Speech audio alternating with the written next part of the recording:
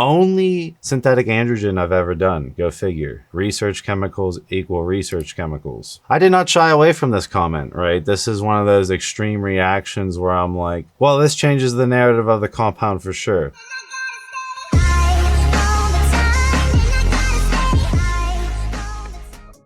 What is up, everyone? It's Russo. I hope everyone is doing well. Today's ASMR sip is 1907war.com. Coupon code Russo.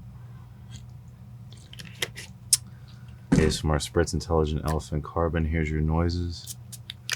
Young LA for these shirts. All other discounts in the pinned comment below. To support the channel, like the video.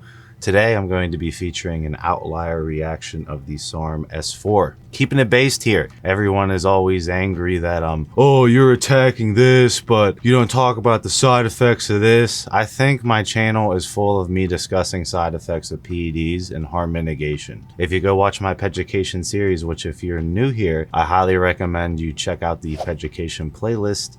You'll see that I showcase my experience with it, mostly the side effects, perceived benefits. I'm not bashing a certain drug. Anyways, today I'm talking about S-4. So S-4 is highly touted in the SARMs community for being able to lower PSA, aka shrink your prostate while maintaining a superphysiological androgen level, has a great binding affinity to skeletal muscle and bone, very well tolerated in the hair loss scene as far as causing zero hair loss. That's what makes it very attractive, is it's like a Winstrol-like look, hard, dense, full, without the hair falling out like you're taking a DHT based compound. So that's why S4 has overall garnered popularity over the years. It's not that hard on lipids, and actually it barely impacts blood markers at all, and overall it's one of those SARMs that has stood the test of time despite it being, you know, one of those first generation ones that had some sketchy side effects that I did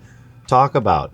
And the one that everyone is scared of and that swept all SARMs is the vision side effects. Now, I have experienced the vision side effects going from light to dark. It takes forever to adjust, and I had a green tint. For me personally, this all dissipated after cessation of the SARM, but I did notice it, and it made me not want to again explore injectable S4 because I don't know what it's doing in the eyes. It's definitely binding to receptors in the eyes, and that's probably why I was discontinued, and other SARMs like Andarine and LGD were pushed forward. I reacted badly to the vision side effects. I think another thing to note that I touched on in that Peducation is that if you go on Reddit, unless your S4 causes vision side effects, it's bunk. So if anyone doses it accurately, oh, their shit sucks, it's not real. So now you have sellers doing mega dosages so they don't get blamed on Reddit for having bunk shit. And now you are dosing way more than you think you're dosing, and that has become a problem in the S4 scene. Is that, again, if you dose accurately, I personally would like to dose accurately, you are getting blamed on Reddit because they're not having vision side effects, so it's not strong shit, and then the company gets blamed. I've had to see that happen multiple times to different companies who are accurate about their dosing getting destroyed on Reddit because I didn't get enough eye side effects at this dosage, and I use this company and I got eye side effects at this dosage. That's how you're proving it's real or not? Okay, the outlier reaction is that we have ammo testing saying cataract surgery after S4. 3 years ago when I was 43, I did 3 cycles of 6 weeks of S4. 60 milligrams, which is not high dosage, right? A lot of guys I talk to dose S4 around anywhere between,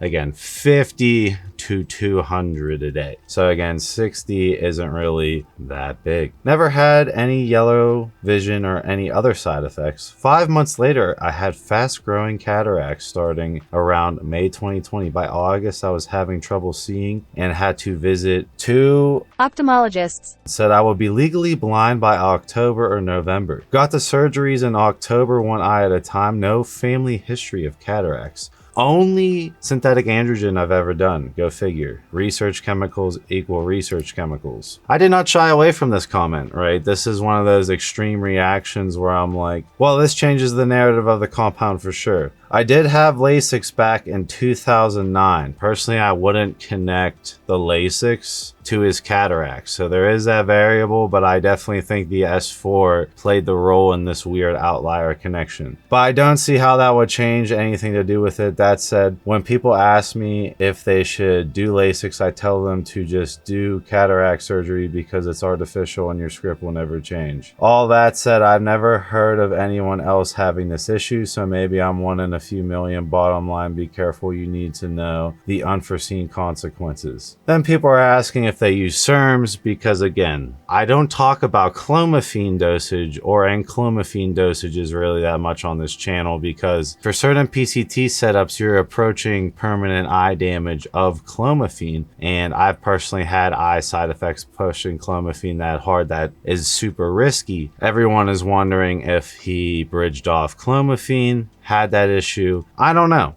I wanted to also showcase a comment off my Instagram of an angry, guy who had something to say. I'm not gonna read the comment completely. I'll tell you what is dangerous, and it's a SARM called S-4. It causes drug-induced open-angle glaucoma in nearly everyone that uses it, and they have no idea that they have open-angle glaucoma because the vision side effects go away after stopping. So maybe this guy specifically, it did not go away after stopping. I'm being serious. The doctors have no clue what S-4 is, but if they go and get a laser eye scan of the optical nerve, they will have eye damage, I promise you. And if you do not treat glaucoma, you will go permanently blind from S4, and you can still go blind if you do not respond to progesterone meds. Now let's see you make a video telling the truth about S4.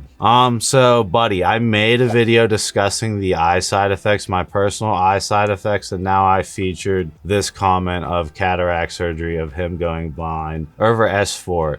How am I not based on this channel? The whole top half of the comment is a fucking joke to me, considering the victims I showcased on this channel showing uncurable things. 10 years of suffering, 5 years of suffering, 2 years of suffering, spending upwards of $30,000, $60,000, not getting any relief, versus your partaken angle that I only showcase a bad look for certain drugs.